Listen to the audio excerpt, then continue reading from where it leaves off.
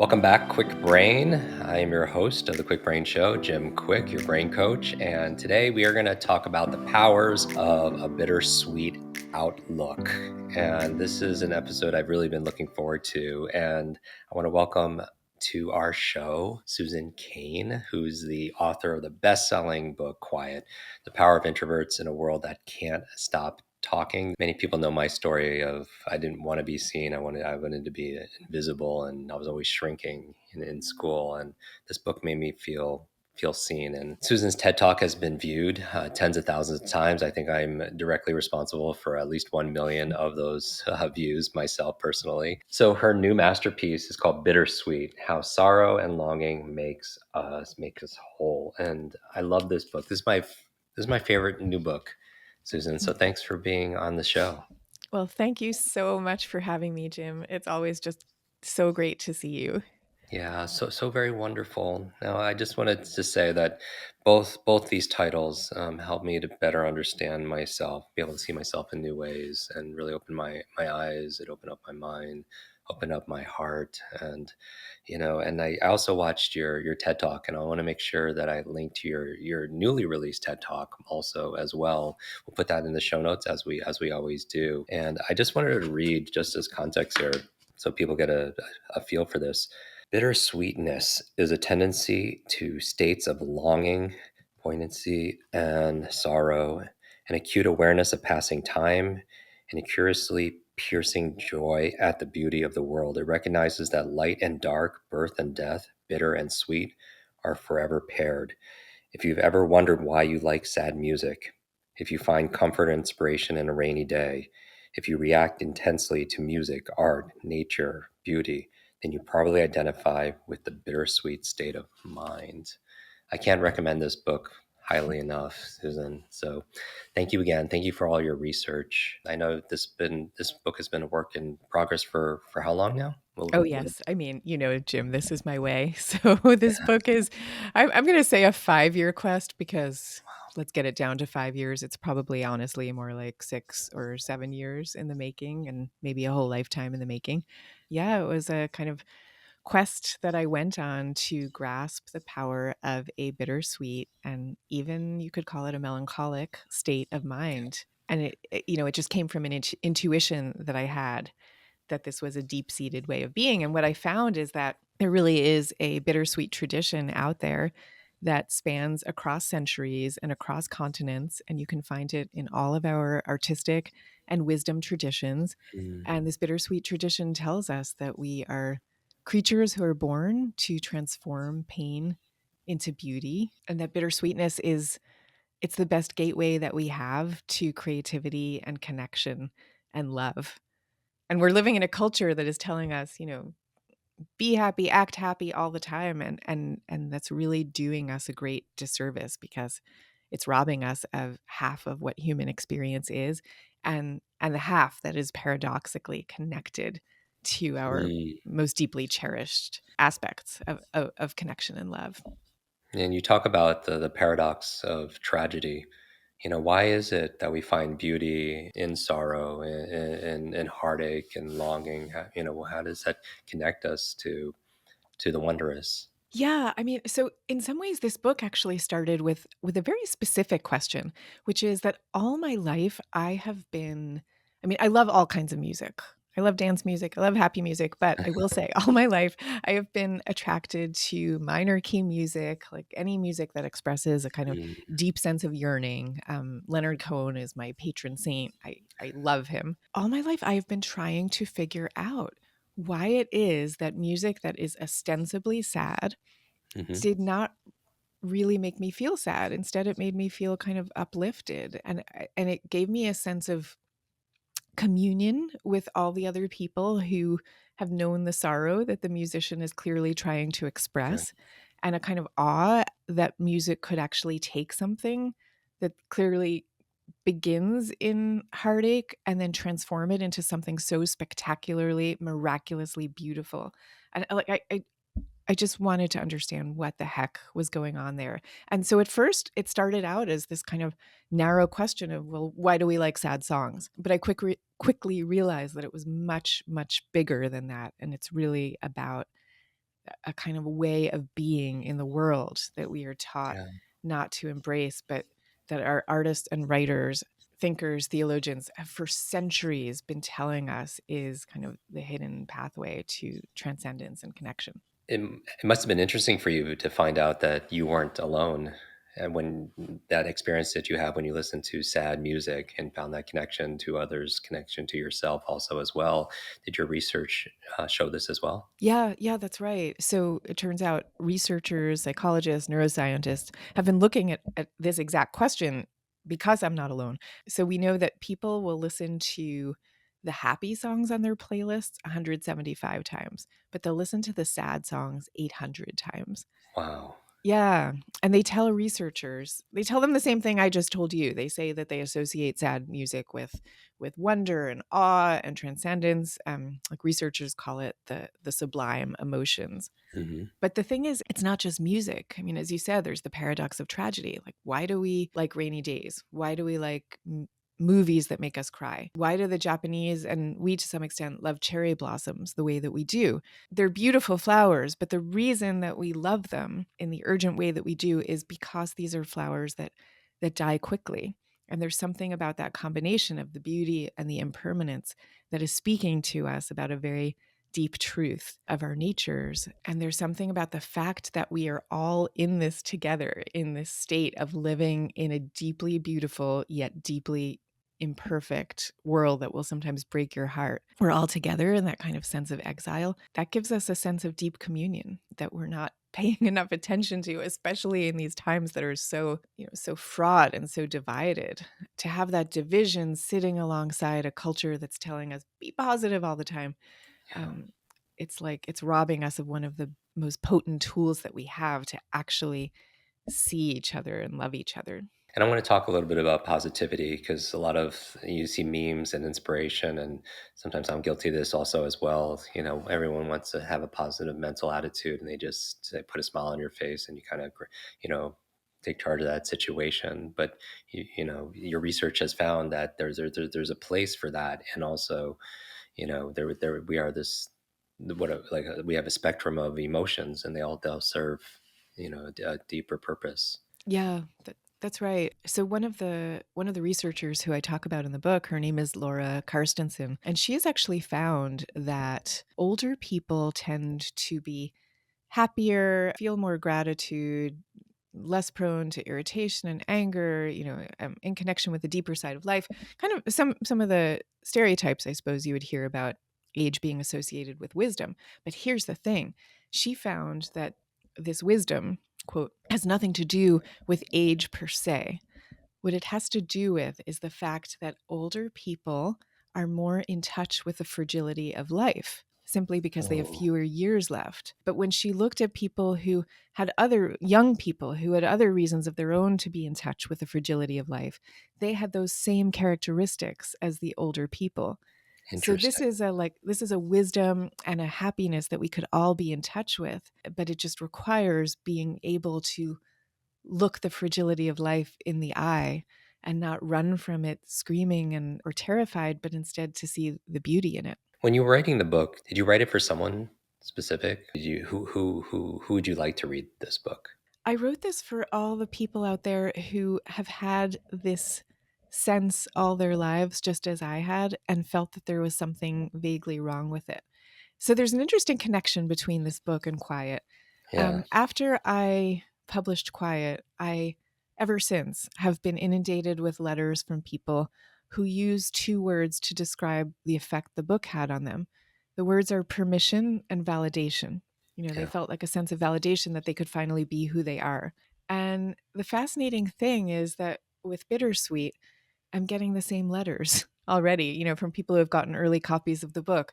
Permission and validation. In mainstream psychology right now, we don't even have a way to talk about melancholy. It's seen as being a synonym for depression, when in fact, these are completely different states. I'm writing for the person who looks at something beautiful, whether it's a painting or a waterfall or a child splashing in a puddle of rain, and tears come to their eyes. And who is that person and why are the tears coming to their eyes?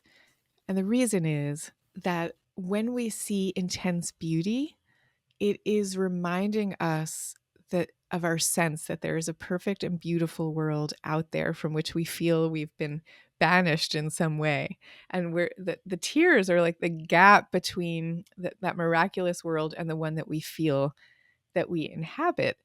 And that might sound like a depressing thing, but in fact, that state, that awareness of that gap, that sensitivity to beauty is what propels us to do great acts of creativity or healing or whatever that brings us in touch with the world that we long for. And so I'm writing for that person. I'm writing for the person who knows what it is to cry at the sight of deep beauty. I just got goosebumps. Like I call them truth bumps. Oh my gosh, that's the best word for it. I've never heard that before. Can I ask if you, when you were doing your research, was there anything surprising to you? Did anything stand out in that process? Did you, any examples or data that came from it or stories that came from it that gave you maybe not necessarily shock, but you were in awe of, or maybe you weren't expecting? What's interesting is what's under the surface of people once they truly tell you their stories. Hmm. And I saw this again and again with my research. So, for example, in one of the chapters, I interview one of our great psychologists. His name is Dacher Keltner. If you meet Dacher one day, just passing, let's say at a party, he will strike you. You know, he's got like flowing blonde hair. He's a very athletic surfer aura. He has a big smile. He seems like kind of just like the essence of pure joy and warmth. And he is those things. But when you sit and talk to him, he'll tell you that sadness is at the core of who he is. And that that's part of his temperament. It's also part of his upbringing. I mean, I tell his story at some length in the book, but it turns out that it's no accident that some of the research he's done has shown us that humans bond with each other in part because we respond to each other's sorrow. This is because evolutionarily we are primed to respond to the cries of infants, but that means we don't only respond to the cries of our own babies. We end up being primed to respond to the distress of any other being. And of course, we don't always get this right, and it's not always perfect. But this is part of who we are, and Dacher has shown that this is embedded into our nervous system. Like we have a vagus nerve, which is the biggest bundle of nerves in our bodies, and it's responsible for our breathing and our digestion, and so our most fundamental drives. And it's also our vagus nerve that responds when we see another person in sorrow. Like our vagus nerve becomes activated in sympathy. So this is a very fundamental part of us. And again, this research comes from somebody who presents on the surface as a pure beacon of positivity, which is also who Dacher is. But he's bittersweet, as we all are. And I guess that's one of those things that just surprises me over and over and over again is the vast difference between the way we present to each other and what we're truly feeling. And I could give you a lot of examples of that I talk about in the book. I highly recommend everyone get their copy today. The book is incredibly inspiring and deeply insightful. In terms of when people are finished reading the book, is there something that you would hope is different before, maybe who they were before they were reading it, and maybe afterwards, and maybe, and I don't know, maybe it's they're in their perception, in their mindset, maybe the way they're viewing themselves or viewing things outside of them, or maybe a small behavior you would like them to make a shift in, or Oh my God, there's so many things. I guess I'll give you two for now. So, one is that we are taught in our culture that the main road is when everything's going well. You know, your job's going well, you've got good health, everything's good, peace, everything. And that when bad health comes or something happens in your work or whatever it is, that's like a detour off the main road. And that is a fundamental misperception of life that does us a great disservice. It is all the main road. The mm, joys and the sorrows together, they are all the main road. So all the emotional resistance we have when terrible things happen, like the thing is terrible, yes, but part of what makes it terrible is the resistance we have, like the kind of why me? Why is this happening? Instead of accepting that it's all the main road. And that's a very liberating perception that can really help us when those moments come. The second thing I will say is because we're all at some point going to experience not only joy but also sorrow, there's the question of what do we do when the pain comes? And we have two choices, really. It's a kind of fork in the road. And one choice is not to fully accept it. And then we end up taking it out either on ourselves down the road or on somebody else. Or we have the choice of looking at the pain, saying, this sucks, I don't like it. But how can I turn it into something else? Whether trying to heal somebody else who has suffered that same Yeah. pain down the road, or maybe through turning it into some kind of a work of art, by which I don't mean you have to like go out and become the next world famous artist. It can be a small act of beauty that you create just sitting inside your house. I would say whatever pain you can't get rid of, make it your creative offering. I love that. I love that so much. And this could also enable us. Same thing with quiet. Not only did I gain so much insight about myself, but also in the people around me. And so when other people are going through struggles or adversity or some kind of difficulty, you talk about how I really do believe that bittersweet could bring us together in a deep and real unexpected ways. Well, thank you so much. I feel like everyone needs to go get this book right now because it's it's same as Quiet, where with Quiet I felt like it gave me insight to get me to know myself, but it Hmm. also gave me permission to be myself also as well, which is incredibly, use the word liberating, where I feel like I could be more free and you could surrender to that. And when you're going through difficult times, to be able to lean into it and be able to experience that, and then use that also as an opportunity for introspection, for growth, for healing, for connecting more with our purpose and connecting more with others also as well.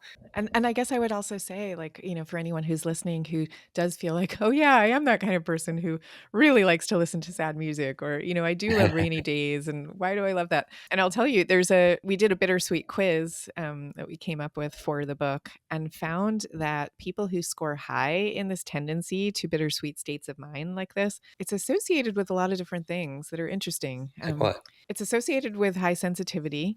It's Okay. also associated with a predisposition to absorption, which is a state that leads to creativity, Hmm. also to states of awe, wonder, transcendence, kind of to a Wow. spiritual state of mind. So, and that's not actually surprising to me, because to me that's like full circle to where I began, which is the experience of listening to that kind of music and feeling like it's tapping into a kind of religious impulse. And for some people, this experience is expressed explicitly through the longing for, whether it's Mecca or Zion, or the Sufis call it beloved of the soul.